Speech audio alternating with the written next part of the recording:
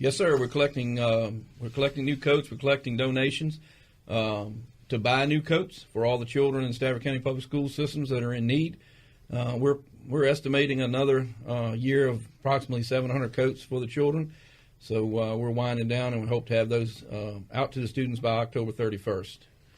Still a chance for people to get involved as far as if I want to make a donation to help you pay for these coats? Yes, it is. They can go to our website at Stafford County or StaffordFireRescue.com.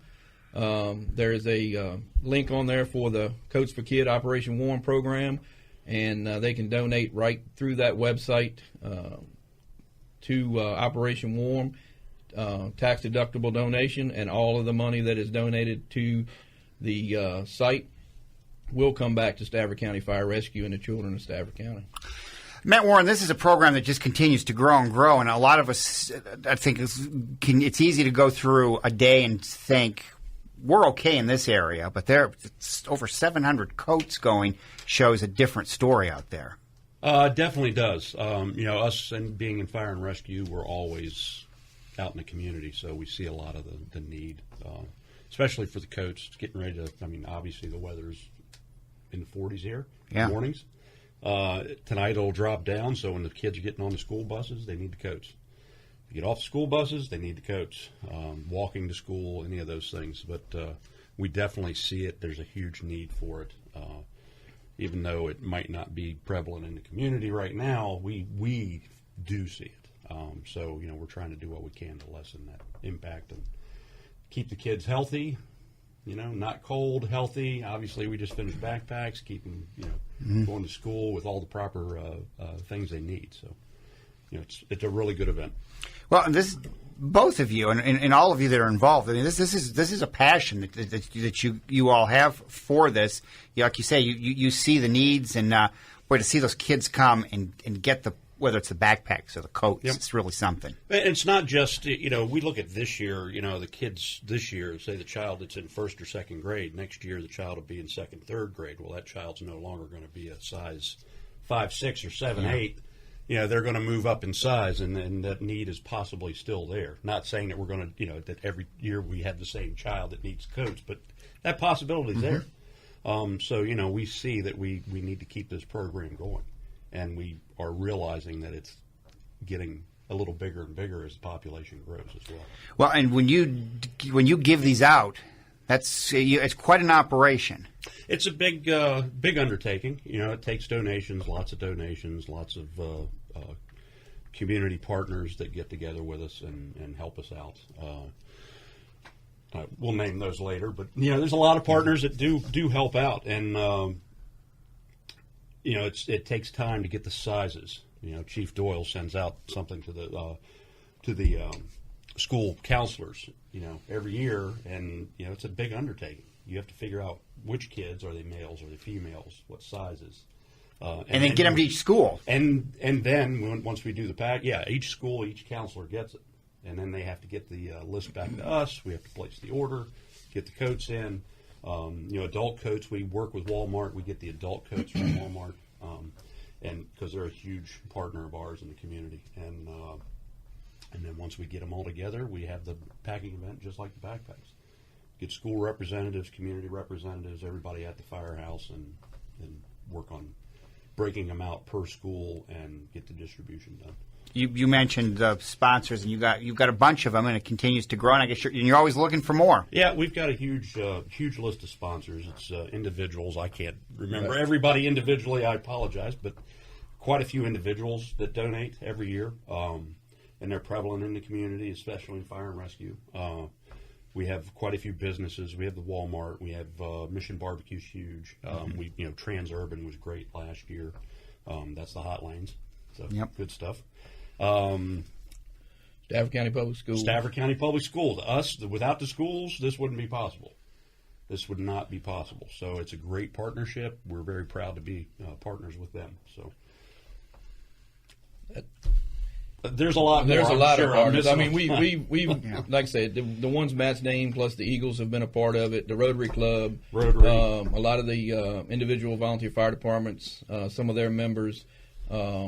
And then their members are instrumental in the organizations they're involved in to make sure the donations come in, and that's what we need. We need that community involvement to sustain the program, and we need to continue to grow that. And here, I mean, Ted, you're one of our partners. If you're putting it out there for us to help grow this program, and that's huge. That's huge. So we appreciate the time and to do this. Well, we're glad to be partners with this. And if at any time, if someone wants to donate for this or for the backpacks, you're always looking ahead to what the next project is. Exactly. And if they don't want to donate to the website, if they're not, a lot of people aren't computer savvy, and we hear that all the time. They can write a check to Operation Warm or to Stafford Fire Rescue and send it to P.O. Box 339, Stafford, Virginia.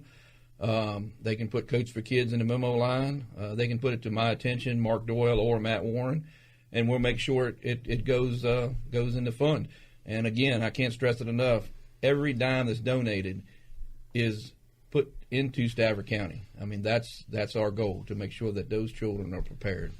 It'll be exciting in a couple of weeks at the end of the month, just to be able to see the pictures and hear the stories and see you guys passing this out. And I'm sure you look forward to that.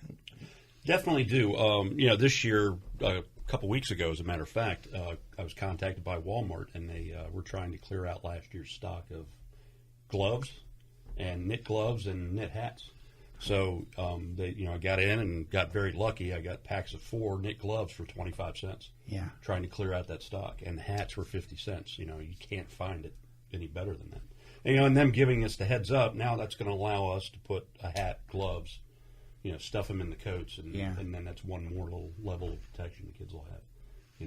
At least when they get out, they're not going to be freezing, they're not going to be cold. At least the opportunity's there. Now, and what people don't realize, and what you're doing, because in a lot of cases, teachers see this, and they'll see when it starts getting cold, like we're getting, and kids don't have coats, and you're providing that. It's just like with the backpacks. It's eliminating that impact on the teachers. It's making sure the kids are going to school healthy.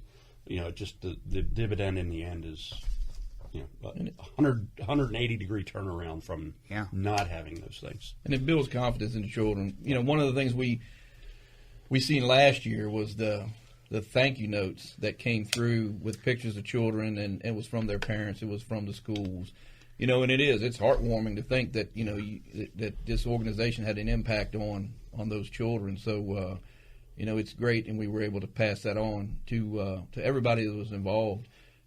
So it's a great thing. And Matt and the gals that are in the field, they see the coats. They'll see the children in the schools when they run calls and things of that nature. So it is a huge impact, and it's a positive impact for everybody involved. Well, once again, thank you for what you guys do, because it would be easy just to say we're busy enough doing what we do with fighting fires in the community, but you really embrace this, and it's more than a passion.